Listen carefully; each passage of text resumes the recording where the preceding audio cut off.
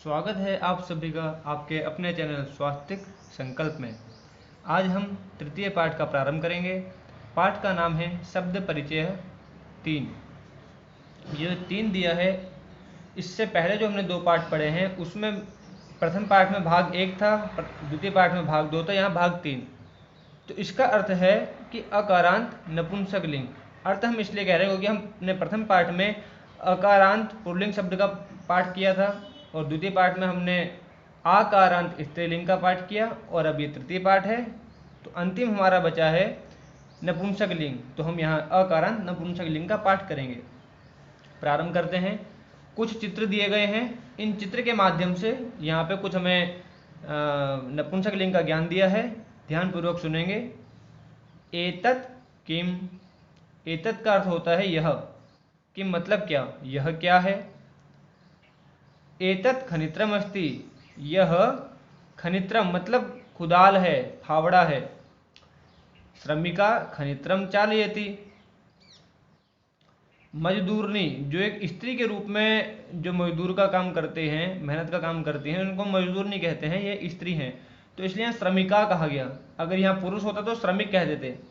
श्रमिका खनित्रम चालयति कि मजदूरनी खनित्रम अर्थात फावड़े को या खुदाल को चलाती है। ये पहले चित्र से संबंधित है। अब दूसरे चित्र में आएंगे। तत् किम। तत् का अर्थ होता है वह। वह क्या है, वह क्या है। तत् विश्राम गृहम अस्ति। वह आराम करने का घर है। किम अत्र भित्तिकम अस्ति।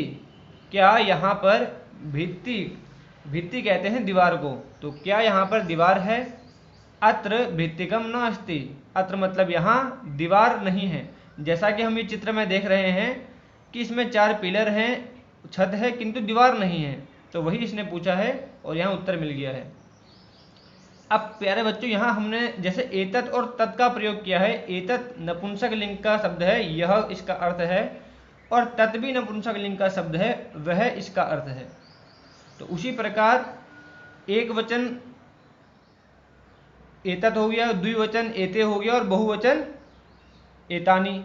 और उसी प्रकार तत् एक वचन है, ते द्विवचन है और तानी बहुवचन है। वह दो वह सब, यह दो यह सब। अब अगला देखेंगे। ये इस चित्र से संबंधित है। एते के यह दो क्या है। एते अंगुलीय के स्तः। यह दो अंगूठियां हैं। सुवर्णकारः अंगुलीय के रचयति। सुवर्णकार जो सोने का कार्य करने वाला सुनार है, वह अंगुलीय के रचयति अंगूठियां रचता है, 2 अंगूठियां रचता है। यहाँ पूछा है ना कि एते के यह 2 क्या हैं। यह 2 इस चित्र में तो नहीं दिख रहा है, किंतु इस शब्द को पढ़कर ये जो अंगुलीय के अर्थात अंगूठियां, 2 अंगूठियां, तो उनको बनाने का काम यहाँ पे सुनार कर रहा है। इसीलिए यहाँ पे एते का तात्पर्य 2 अंगूठियों से है। अगला चित्र देखते हैं। यहाँ पे 2 बस बनी है। तो यहाँ पे ते के वह 2 क्या है। ते बस याने स्तः। वह 2 बस यान अर्थात बस गाड़ी है। ते बस याने कुत्र गच्छतः। वह बस गाड़ी कहाँ जाती हैं। ते रेल यानकम गच्छतः। वह 2 बस गाड़ी रेल स्थान की ओर जा रही है अर्थात रेलवे स्टेशन। अगले चित्र से संबंधित। एतानी कानी। यह सब क्या हैं। एतानी कर वस्त्राणि सन्ति। एतानी अर्थात यह सब कर वस्त्राणि अर्थात रुमाल हैं। किम एतानी पुराणानि। क्या यह पुरानी है। न एतानी तु नूतनानि। नहीं, यह तो नई है। नूतनानि अर्थात नवीन है। अंतिम चित्र से संबंधित। तानी कानी। तानी मतलब वह सब क्या है। ये जो इस पेड़ में आपको यहाँ कुछ दिख रहे हैं लटके हुए फल, इस विषय में बात कर रहे हैं। तानी कदली फलानि सन्ति। वह सब केले के फल हैं। किम तानी मधुराणी। क्या यह सब मीठे हैं। आम तानी मधुराणी पोषकाणी च। हाँ, यह मीठे हैं और पौष्टिक हैं अर्थात इसमें विटामिन, प्रोटीन इत्यादि हैं। अब इस पाठ का हम शब्दार्थ प्रारंभ करते हैं। शब्दार्थ जैसा आप सब जानते हैं कि हर पाठ के लिए बहुत ही महत्वपूर्ण भाग शब्दार्थ का होता है, क्योंकि उस शब्दार्थ के माध्यम से हम उस पाठ के कुछ कुछ अर्थ बिना पढ़े ही समझ जाते हैं। और यह शब्द अगर हमने याद कर लिया तो आगे आने वाले पाठों में जहाँ जहाँ इन शब्द का प्रयोग किया जाएगा वहाँ स्वतः हमें इनका अर्थ ज्ञात हुआ रहेगा। तो चलिए प्रारंभ करते हैं। एतत्, यहाँ ब्रैकेट में लिखा है नपुंसक लिंग, अर्थ है इसका यह। इंग्लिश में इसे इट कहते हैं, आंग्ल भाषा को आप स्वयं पढ़ लीजिएगा। विश्राम गृहम अर्थात विश्रामालय, आराम करने का स्थान। अत्र अर्थात यहाँ। भित्तिकम, घेरा अथवा दीवार। खनित्रम, कुदाल, खंती या फावड़ा बोल दीजिए। श्रमिका, मजदूरनी। चालयती, चलाती हैं। एते, ये दो। बस याने, दो बसें।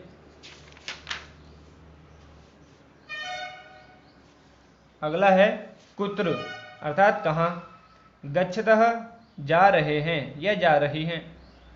Rail स्थानकम, station. अंगुलीयके, दो अंगूठियाँ। स्तः, हैं। स्वर्णकारः, सुनार या सोनार। एतानी, ये भी नपुंसक लिंग का बहुवचन, जैसे हमने बताया था एतत्, एते, एतानी। तो एतत् एक वचन, एते द्विवचन और एतानी बहुवचन। कदली फलानी, केले के फल। मधुराणी, मीठे या अच्छे।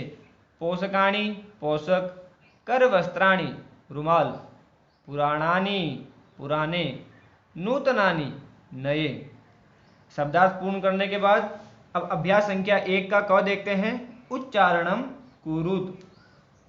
यहाँ हमने उच्चारण करना है और कोशिश करेंगे कि उच्चारण हम बिल्कुल शुद्ध करें।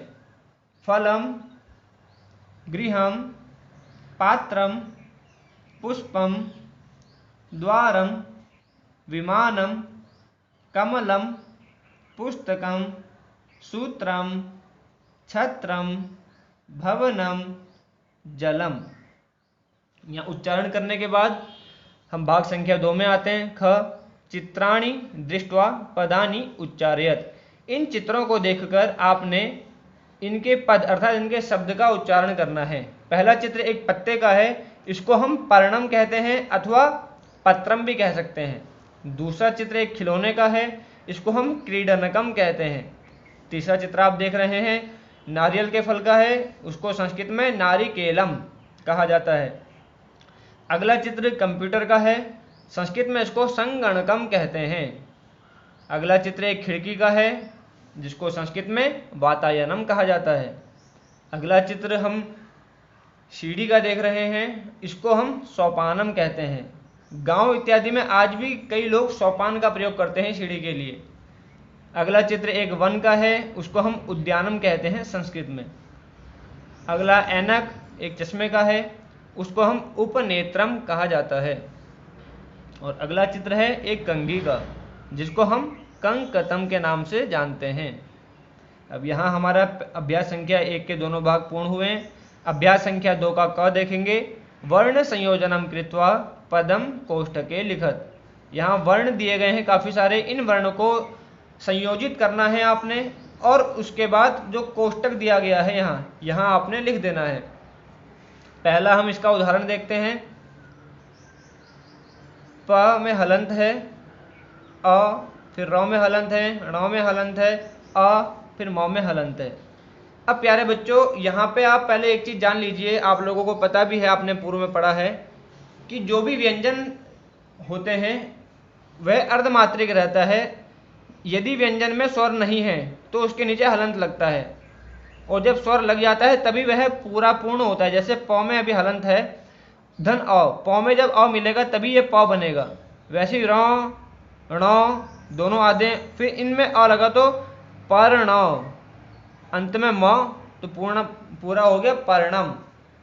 उसी प्रकार ख में अ मिलेगा ख, न में छोटी ई नी, त आधा है, र आधा है तो त्र आगे अ, त्र, खनित्र। म में हलंत है तो यहाँ म में हलंत आ जाएगा, खनित्रम बन जाएगा। अगला है प हलंत है, उसमें ऊ का स्वर लगेगा तो पू बन जाएगा। र व्यंजन है, इसमें आ का स्वर लगेगा तो रा बन जाएगा, पुरा बन गया। ण व्यंजन है, इसमें आ का स्वर लगेगा तो पुराणा हो गया। न व्यंजन में ई का स्वर लगा तो नी, पूर्ण शब्द हो गया है पुराणानी।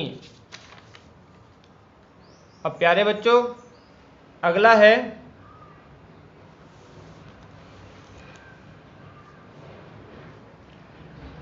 प व्यंजन में ओ का स्वर है तो यहाँ पो बन गया।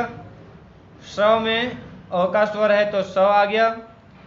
क में आ का स्वर मिलेगा तो का बन गया। ण में ई का स्वर मिला तो ई बन गया। तो यहाँ बन गया पो स काणी। यहाँ देखिए, पो स काणी, पोस काणी। उसी प्रकार कंक तम, कंकतम। तो इसी प्रकार प्यारे बच्चों ये बहुत ही सरल है, बस सिर्फ आपको समझना है। और ये जब तक आप अभ्यास नहीं करेंगे तब तक आप इसको पूर्ण नहीं कर पाएंगे। जिस प्रकार गणित में आप सवाल को पूर्ण करते हैं अभ्यास के द्वारा, तभी आप सीख पाते हैं, तो उसी प्रकार ये जो संस्कृत में आप वर्ण विच्छेद अथवा वर्ण संयोजन का प्रयोग कर रहे हैं, इनका जब तक आप स्वयं से अभ्यास नहीं करेंगे, नए नए शब्द आप लेकर के आए, अपने नाम का ही आप कर लें, अपने घर में जितने भी सदस्य हैं आप सब, उन सबके नामों का वर्ण विच्छेद करें, वर्ण संयोजन करें, आपको आनंद भी आएगा और आपको इसकी जानकारी और पक्की हो जाएगी। अब इसका प्रश्न संख्या 2 का ख भाग, अधोलिखितानाम पदानाम वर्ण विच्छेदम कुरुत। अधोलिखित नीचे लिखे हुए जो पद हैं, मतलब शब्द दिए गए हैं, उनमें वर्ण विच्छेद करना है। पहले तो हमने वर्ण विच्छेद के स्वरूप में थे, उनका हमने संयोजन कर दिया। अब यहाँ वर्ण पूरा दिया गया है, शब्द दिया है, पद दिया है, उसमें हमने हर वर्ण को अलग अलग करना है।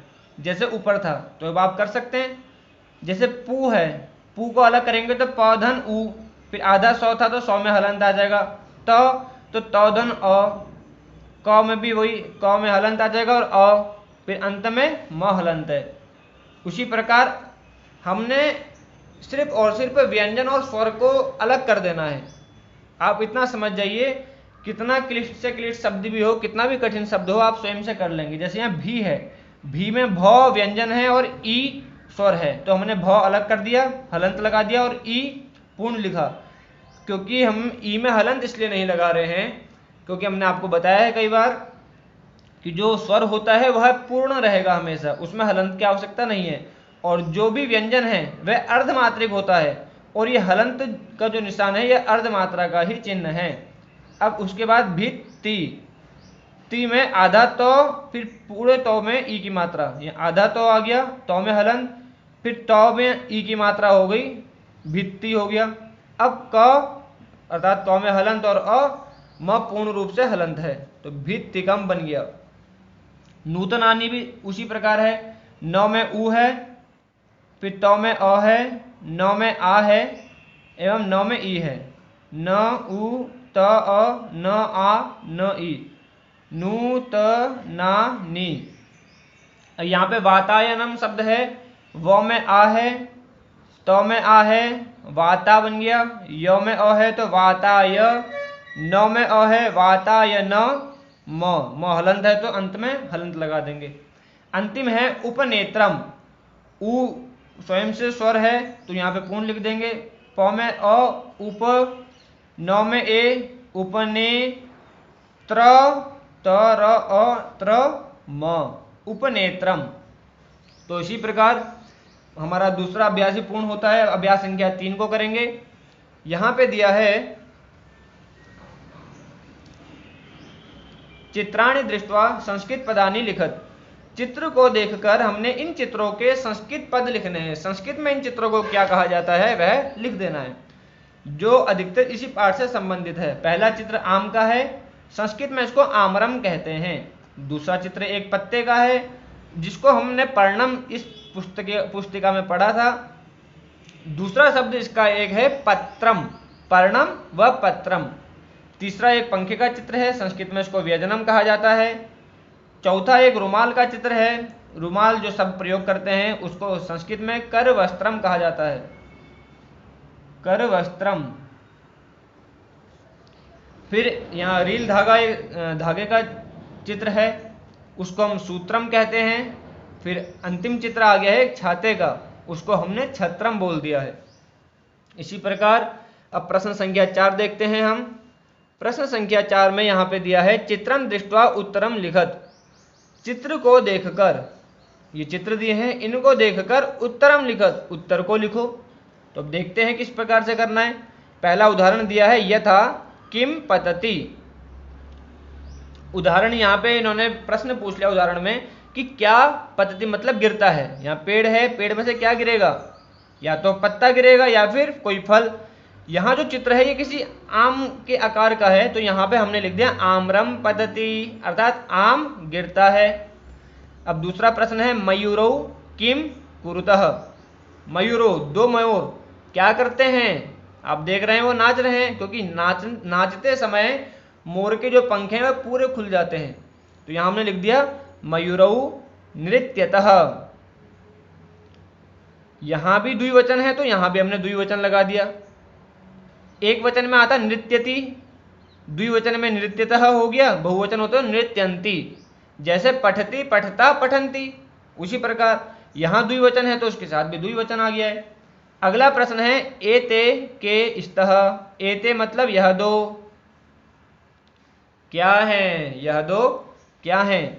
एते क्रीडन के स्तः, यह दो खिलौने हैं। अगला है बालिका किम कुर्वन्ति। बालिका मतलब ये जो बालिकाएं हैं क्या करती हैं। कुर्वन्ति बहुवचन आ गया, क्योंकि दो से ज्यादा जितने भी होंगे, चाहे वह 3 हो चाहे 3 से ऊपर हो, वह सब बहुवचन के अंतर्गत आते हैं। तो इसीलिए यहां पूछ रहे हैं बालिका किम कुर्वन्ति, ये जो इतनी सारी बालिकाएं हैं यह क्या करती हैं। यहां उत्तर मिल रहा है बालिका पठन्ति, कि बालिकाएं पढ़ती हैं। अगला चित्र एक पुष्प का है, तो यहां पे हम देख रहे हैं कानि विकसन्ति, कि क्या खिल रहे हैं, क्या किसका विकास हो रहा है। तो यहां हमने लिखा थी पुष्पाणि विकसन्ति, कि फूल खिलते हैं, फूल का विकास होता है। अगला देखते हैं प्रश्न संख्या 5 निर्देशानुसारम वाक्यानि रचयत। ये जो निर्देश दिए गए हैं इन निर्देश के अनुसार हमने वाक्यों की रचना करनी है। पहला निर्देश हम देखते हैं यथा, अर्थात उदाहरण, एतत् पठति, यह पढ़ता है। ब्रैकेट में निर्देश दिया है बहुवचने, अर्थात इस वाक्यों को हमने बहुवचन में परिवर्तित करना है। तो प्यारे बच्चों पतति का बहुवचन हो जाएगा पतंती।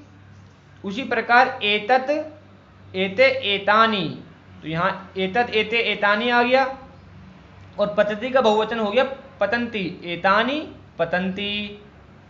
अब उसी प्रकार हम दूसरे में देखेंगे कि एते पर्णे स्तः, कि यह दो पत्ते हैं। तो बहुवचन इसमें हमने बनाना है, तो उसी प्रकार एते का हमने कर दिया एतानि, एतानि पर्णानि सन्ति। मयूरः नृत्यन्ति, मोर नाचते हैं, मोर नाचता है, इसको बहुवचन में बना देंगे तो मोर नाचते हैं हो जाएगा। मयूरः का बहुवचन मयूरः हो गया, नृत्यति का बहुवचन नृत्यन्ति। अगला हमने द्विवचन में करना है, वाक्य है एतानि यानानि।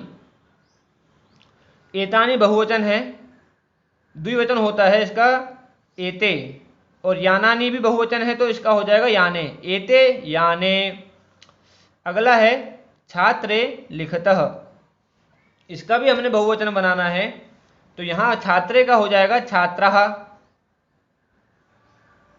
बहुवचन में लिखतः हमने अगर एक वचन में दिया है तो बहुवचन लिखन्ति, छात्रः लिखन्ति। अगला है नारिकेलम पतति, कि जो नारियल का फल है वह गिरता है, यह हमने द्विवचन बनाना है, तो नारिकेले पततः, कि दो नारियल के फल गिरते हैं। तो इस प्रकार प्यारे बच्चों पांचवा प्रश्न हमने पूर्ण किया। अब हम छठा प्रश्न अपना देखते हैं। उचित पदानि संयोज्य वाक्यानि रचयत, अर्थात ये जो शब्द दिए गए हैं इन शब्दों को उचित शब्दों से जोड़कर वाक्य बना देना है।